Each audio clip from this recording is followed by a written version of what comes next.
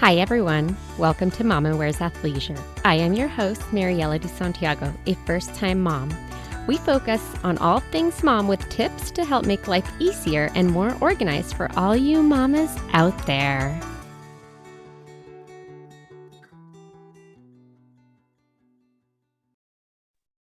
Hi, everyone. Today I have Samantha from Nursing Nest, and we are going to talk a little bit about tongue ties, how that affects breastfeeding or nursing. Thank you so much for having me. My name is Samantha Powell, and I am a registered nurse and board certified lactation consultant. I have been a nurse for 9 years, with most of my nursing career being in mental health and mother baby. I became a lactation consultant about a year and a half ago and started doing lactation in the hospital and realized that we don't get to spend enough time with patients after they deliver because we're so busy. And I wasn't able to provide the care that I actually wanted to. So I took a leap of faith and I quit my nursing job and I started my private practice, which is the Nursing Nest. So I do home visits, virtual visits, and office visits. I have two little boys, a 6-year-old and a 4-year-old, who sort of shaped how I want to support my own patients because I struggled with various things during breastfeeding. And so I think it's just really important to be able to provide realistic support during this very vulnerable time. Yes, because there are so many parts to it, and it's not as easy as it's made out to look, right? And it's also so time consuming. I say that all the time. It is so time consuming. And I think that's the part that I was like not at all prepared for.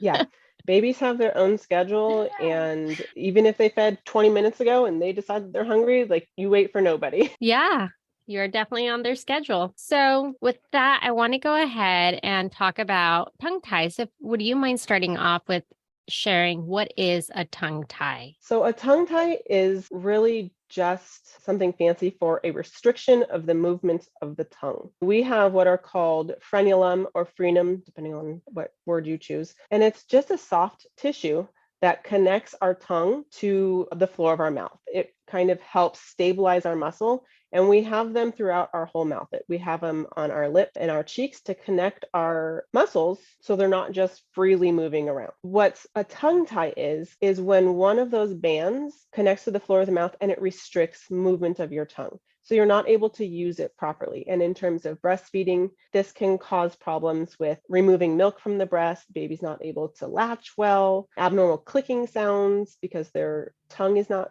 functioning correctly. And it's also problems with pain, nipple damage, and difficulty breastfeeding on the mom's side as well. So, since we are talking about the breastfeeding piece and how this affects that, what are some symptoms of a tongue tie? Like, how would a parent that's nursing know that their baby might have this? There are actually quite a few things that we look at when we're assessing if there's a tongue tie. A lot of times I get moms who say feedings are taking 2 hours, baby's falling asleep during feedings, has a hard time waking up, not having the adequate number of like wet or poopy diapers because the milk isn't being transferred, nipple damage, severe pain, blanching of the nipples, which is like the baby's compressing the nipple. So there's a white line or the nipple turns white during breastfeeding, being excessively gassy, having reflux symptoms, frequent spitting up.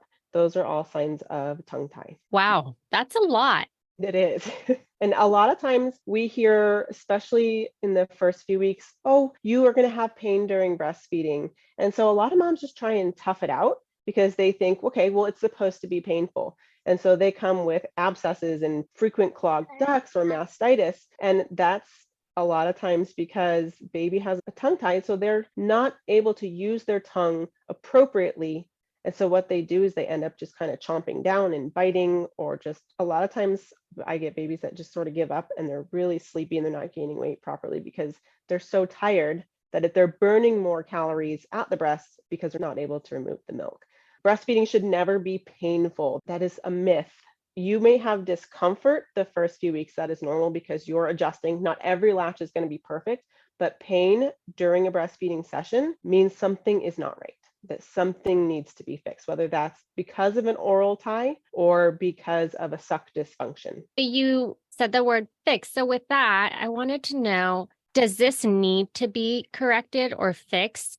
And if so, how can it be fixed? That's a good question. Not every tongue tie needs to be fixed. There are varying degrees when you're assessing a tongue tie. And that's why it's really important to find someone who is knowledgeable about tongue ties, because a lot of times what I'll hear is, oh, the pediatrician said my baby's tongue tied, or pediatrician said there's nothing there. But it's not all just about appearance. We're looking at the function of the tongue. Does the tongue elevate and suction to the roof of the mouth? Is it cupping around either a nipple or a bottle or a finger when we're doing a suck assessment? Or does it constantly break suction? Is the tongue able to move up and down and left and right freely and without any restriction? Or is there a lot of milk pooling and dribbling out the sides of their mouth? So we look at all of those things and not necessarily just appearance. So if you have someone coming in and the baby's having a hard time latching, is really sleepy, and we realize there's a restriction, what I typically recommend is doing some suck training for a week or two. We can try different positions. If it's a severe tie, what we can do is use a nipple shield, and those, that in and of itself is sort of, that's a whole nother topic, nipple shields. But if you're under the guidance of a lactation consultant and you have a baby that's not able to feed from the breast because of a restriction, a nipple shield might be a good tool to use until we can establish a better breastfeeding relationship. But if it's impairing weight, if it's causing mom severe pain that no position adjustments are helping, then it is a good idea to go and have it assessed for revision. And what they do is there's two different procedures. You can either have a scissor frenotomy or you can have a laser frenotomy. And with the scissors, either way, what they're doing is they are releasing that band of tissue under the tongue, or if you have like a lip tie, they'll do the same thing. And that immediately gives the tongue more range of motion. You made a couple of good points. One, if you are under the care of a lactation consultant, then you can discuss what some alternatives are, probably even before going the route of making any corrections. Right. Who would be the person that a parent would go to for a tongue tie correction? So there's a couple different types of providers. You can either go to a pediatric dentist that specializes in frenotomies, so they have the laser or the scissors, and they can do a whole function assessment. A lot of times they have lactation consultants on staff or are lactation consultants themselves, so they can also assess the breastfeeding dynamic post-revision and teach you the exercises and the wound management, because you are creating a wound, so you need to have wound management. It's not just a simple, let's snip and everything's going to be good, because what's happening is, imagine you have webbed fingers for your whole life, and all of a sudden they cut the web between your fingers. You're going to have muscle groups that don't really know how to function correctly. So you have to go through physical therapy in order to use that. The same thing is going to be for a tongue tie. Your tongue has all this range of motion now, and so there's little muscles that don't know how to work properly. So you do wound management, keeping that wound nice and open so it doesn't re-heal, and also teaching the tongue how to work properly. ENTs, your ear, nose, throat physicians, also will do revisions. Wow, there's so much to consider and to think about when it comes to making a There is. correction, if you go that route, if you don't. So this is also fascinating. At what age would be, I know it's going to vary from child to child, but what is like the best age for somebody to look into making a correction if they choose to do so? It's easier the earlier you have it corrected. So from what I've seen in my patients, we lose the suck instinct, that natural suck instinct, somewhere around 4 months. So getting a baby to do the suck training exercises after 4 months old is a lot harder, because they start to develop their own personalities, and they're not going to just immediately suck on something that gets into their mouth because they've lost that reflex. So the earlier you do it, the better. However, there have been adults that have had revisions done. There are school-age kids, 4-year-olds, 5-year-olds, and it really just depends on why you're having the revision done. From a breastfeeding standpoint, that's what I assess for. Is it impacting breastfeeding? So we usually catch it in the first couple months, because that's when moms come in and say, I've waited this out. We're not meeting weight gain. I'm in a lot of pain still. So what can we do? And that's usually when we catch it. But there's not like a hard and fast, like, nope, sorry, you're too old or you're too young to do it. Do you have any other tips, suggestions, or recommendations? This is a lot of info. I feel like I've learned so much because I didn't know anything about this. So, yeah, anything that would be helpful for parents that are maybe thinking that they are going through this. Yeah, absolutely. I think the number one thing is really to trust your instinct.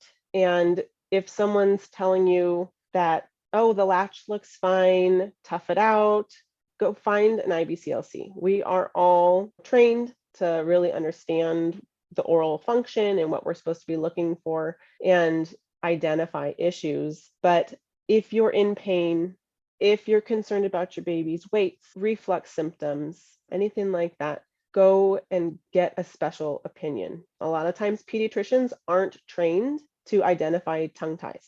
So go to an IBCLC or the pediatric dentist that does the diagnoses. So that way we can help support your breastfeeding relationship. I feel like you just made very good points and clarified, like, a pediatrician is very helpful for many things, but yes, they aren't the specialists in everything. So always have a second opinion for special treatments Yes. or concerns. Mhm. And also that we're often told, like, oh, you just get used to that. Oh, yeah, that's Mhm. normal or it's common. You'll get used to it, right? That's such a common thing that we hear as new parents where you just don't know what is and what isn't normal. And the fact that like your body is changing so much that you're like, wait, Yeah. it's already so hard. And now I have to be in this discomfort and pain. Like, no. And even not every baby that comes in with weight gain problems or like mom's in pain has a tongue tie.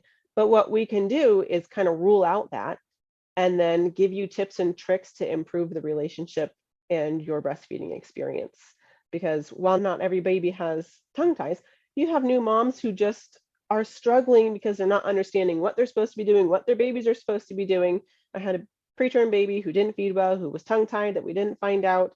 And that breastfeeding relationship, had I gone to see somebody, I could have saved my breastfeeding relationship. So just trust yourself. And if something doesn't feel right, go ask.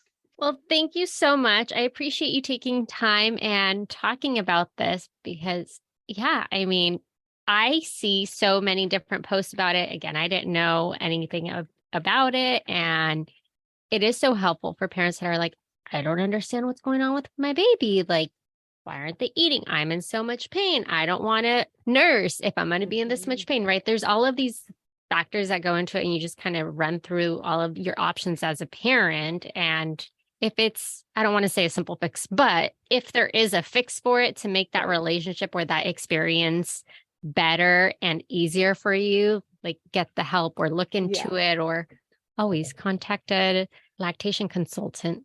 Yeah, absolutely. And I can talk about tongue ties and breastfeeding for days. So I'm happy to be here to hopefully help somebody and save that relationship and a little bit of sanity. Thank you. You take care. Thank you for listening. Tune in next week for our next episode. You can find us on Instagram for more updates and tips. Be sure to subscribe wherever you listen to your podcasts and give us a review if you like us.